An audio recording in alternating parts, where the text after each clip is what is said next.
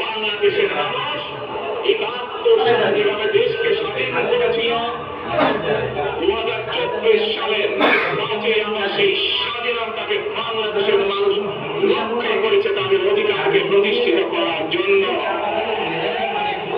প্রিয় ভাই বোনেরা, এখানে বহু মুরব্বী উপস্থিত আছেন, যারা কালের সাক্ষী শহীদ রাষ্ট্রপতি জিয়া রহমানের সময় কিভাবে দেশে বহুদলীয় গণতন্ত্র রচিত হয়েছে।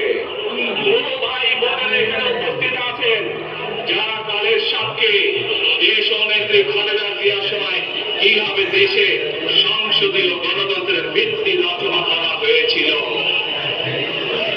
প্রিয় ভাই বোনেরা, একটু আগে আমরা বলেছি, আমি আমার বক্তব্যে বলেছি, ঢাকা সিলেট মহাসড়কের উদাহরণ দিয়ে যে কিভাবে এই দেশের তথাকথিত উন্নয়ন করার নামে দেশ থেকে মানুষের অর্থ লুটপাট করে নিয়ে যাওয়া হয়েছে। আমরা এই অবস্থার পরিবর্তন করতে চাই। প্রিয় ভাই বোনেরা, আপনারা কি আমার সাথে আছেন এই অবস্থার পরিবর্তন করতে? আলহামদুলিল্লাহ। প্রিয় ভাই বোনেরা, আমরা সারা বাংলাদেশের কৃষক ভাইদের পাশে দাঁড়াতে চাই। ইনশাআল্লাহ আপনারা আগামী 12 তারিখে ধানের শীষকে জয়যুক্ত করতে পারেন, আমরা ইনশাআল্লাহ সারা বাংলাদেশের কৃষকদের পাশে দাঁড়াতে পারবো। আমাদের চান কৃষক ভাইদের পাশে? আলহামদুলিল্লাহ। প্রিয় ভাই বোনেরা,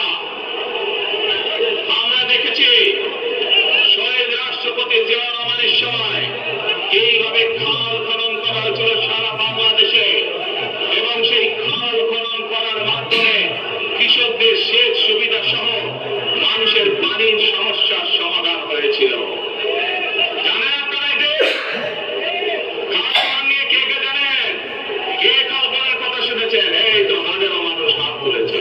প্রিয় ভাই বোনেরা, বিএনপি ইনশাআল্লাহ 12 তারিখের ভোটে নির্বাচিত হলে আমরা আবার খাল খনন কর্মসূচি শুরু করতে চাই। সারা দেশে, সিলেটের বাংলাদেশ সারা দেশে খাল খনন শুরু করতে চাই। কারা কারা খাল খনন করতে চান? আলহামদুলিল্লাহ। আমরা দেশে খাল কাটবো, দেশের নদীতে পানি নিয়ে আসবো, খালে বিলে পানি নিয়ে আসবো। কেন? আপনাদের মনে আছে কয়েক বছর আগে কিভাবে ওই পাশ থেকে পানি ছেড়ে দেওয়া হয়েছিল, সারা সিলেট শহর এসে গিয়েছিল বন্যার পানিতে, মনে আছে? সেজন্যই আমরা বলেছি একটি কথা, আমরা দেখেছি গত 15-16 বছর কিভাবে এই দেশকে অন্য দেশের কাছে বন্ধক দিয়ে দেওয়া হয়েছিল।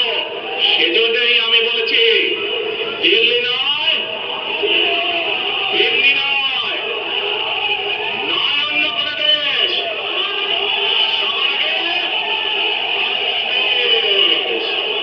প্রিয় ভাই বোনেরা, আমি আরেকটি কথা বলেছিলাম, যখন স্বৈরাচার এই দেশের মানুষের ঘাড়ে চেপে বসেছিল, সেই কথাটা ছিল টেক ব্যাক বাংলাদেশ, মনে আছে?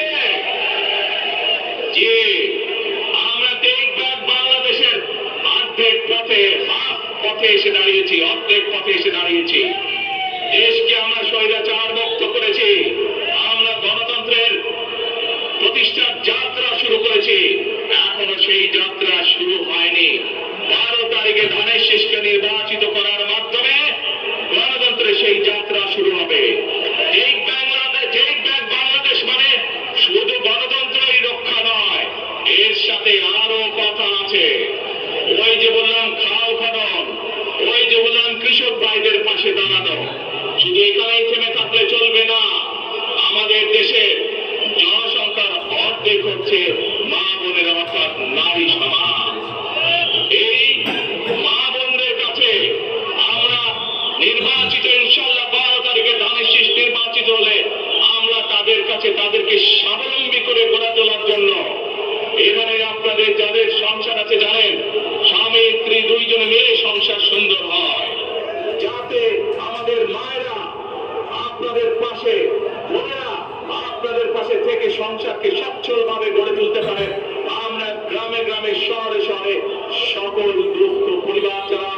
মধ্যবিত্ত নিম্নমধ্য সকল পরিবার কাছে ফ্যামিলি কার্ড পৌঁছে দিতে চায়।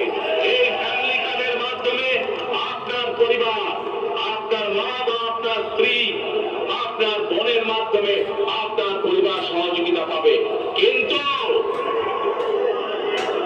এই ফ্যামিলি কার্ডকে যদি বাস্তবায়ন করতে হয় তাহলে কি করতে হবে? কি করতে হবে?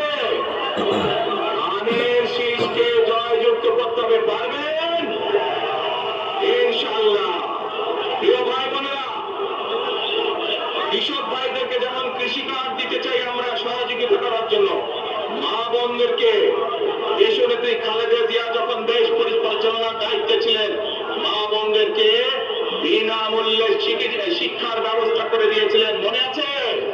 এখানে বহু মা বোন আছে সেই সময় তারা এই সুবিধা পেয়েছিলেন।